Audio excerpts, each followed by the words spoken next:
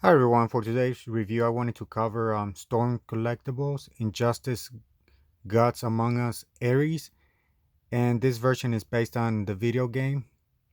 And I just wanted to cover this review. I had this figure for a while, but I know some of you guys or ladies may be interested in see what is the difference between let's say a McFarlane figure and versus a higher up collectible figure such as Storm's collectible.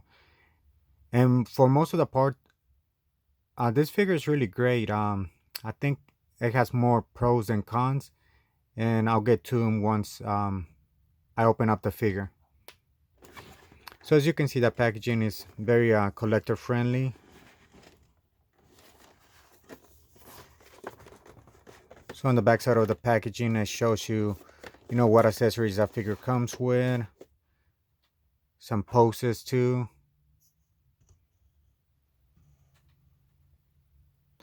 And I think these figures, they average usually are around from $80 to $100, or a little bit more depending on the size of the figure.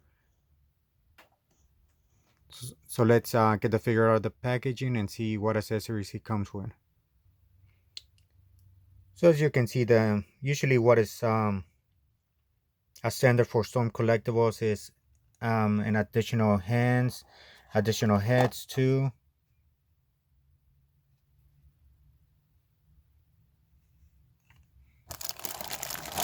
So let me remove this plastic, and it has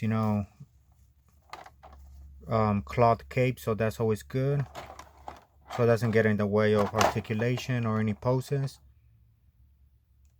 This comes with an axe, and it is molded on hard plastic. And as you can see on the paint details, they really did a great job on it. So that's one of the things that I noticed about Stone Collectible figures is they really know how to paint metal parts. They really do look realistic. They do a great job dry brushing the parts, as you can see. And this is on soft plastic. So just to get that metal effect, that weather metal effect is a really great addition to the figure. And they also did that on the armor too.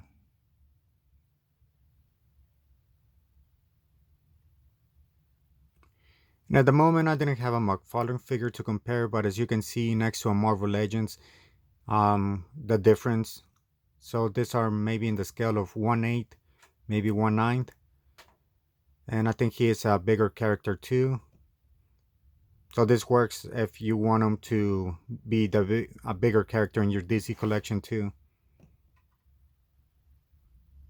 As for articulation, the figure does come with a standard.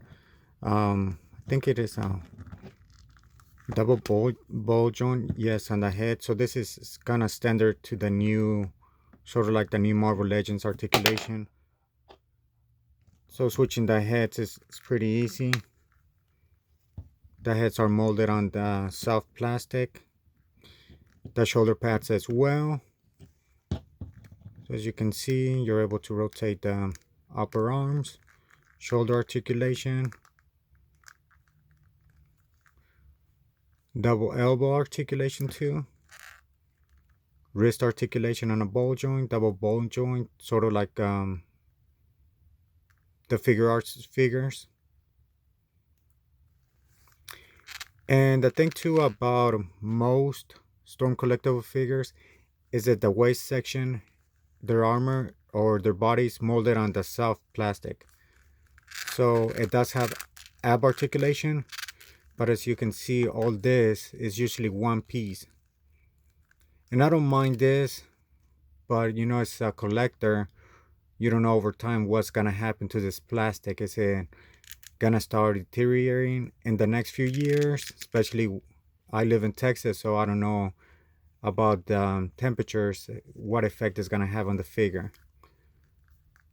So as you can see, it's one piece, and on the back too.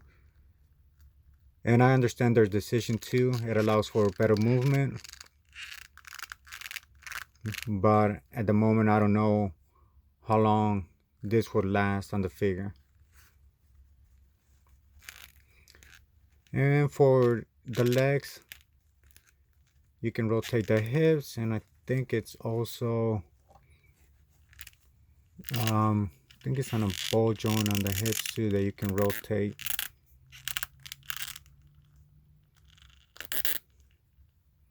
Double knee articulation, toe articulation, and ankle articulation. So that's the thing too, that Storm Collectibles, they really do a great job at giving us the best articulation while maintaining a great sculpt on the figure. So I gotta give them that.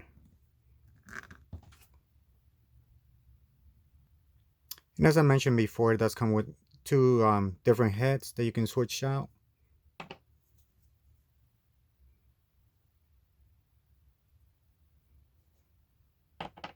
It's really easy to switch them out. Just put the helmet on.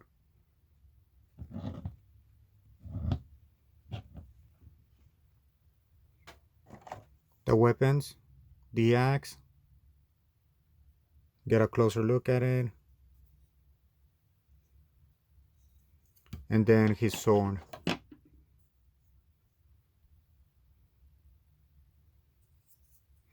So switching out the hands shouldn't be that difficult.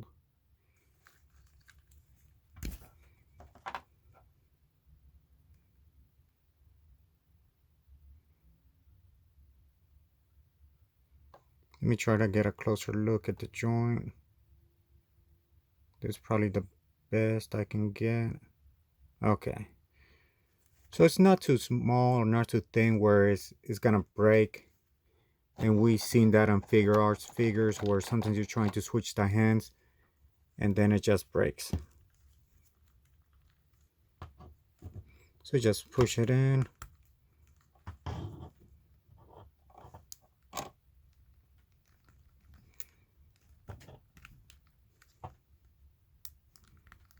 Okay, I think it's in.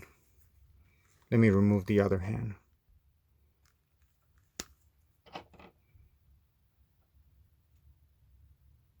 Okay.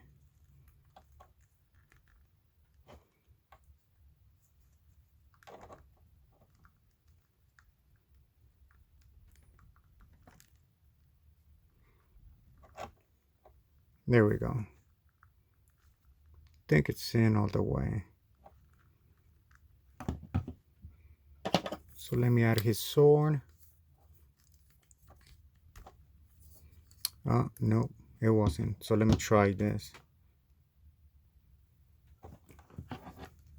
Let me add the hand while he's holding his sword.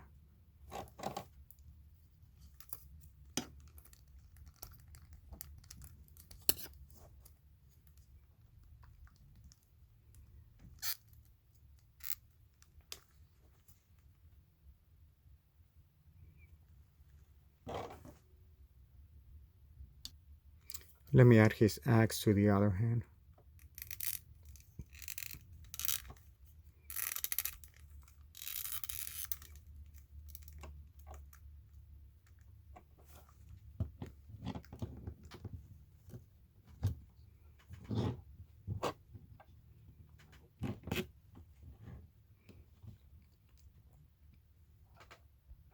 So as you can see, he does have great support on the joints. He's able to hold both of the weapons together.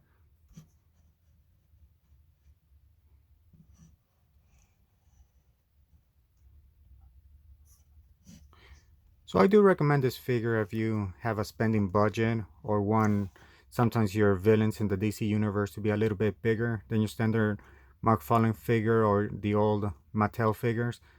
I definitely do recommend buying the Storm collectible figure so they can look more imposing on your collection. And let me turn it around, see how the cape looks.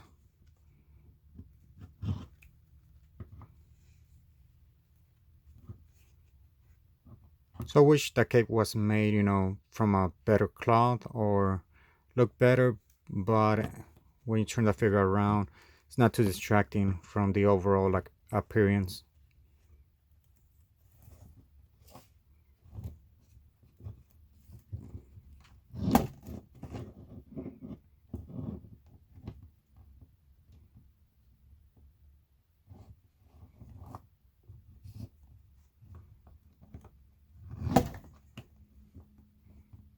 Sorry about that. Having a hard time balancing the figure with one hand.